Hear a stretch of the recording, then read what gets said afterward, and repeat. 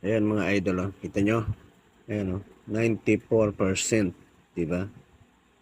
Ayan. Ito ay isang Realme 5. Ang problema nito, kahit 95 siya, pag in-on natin, on natin. Ayan. Tapos,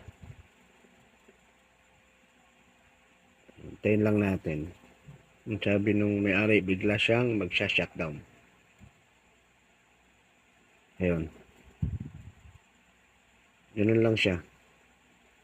Stuck on logo lang. Ayun. Ayaw niya. Tapos hindi na siya ulit mag-o-open. Kahit i-on natin dito sa kanyang power. Ayan. Wala na.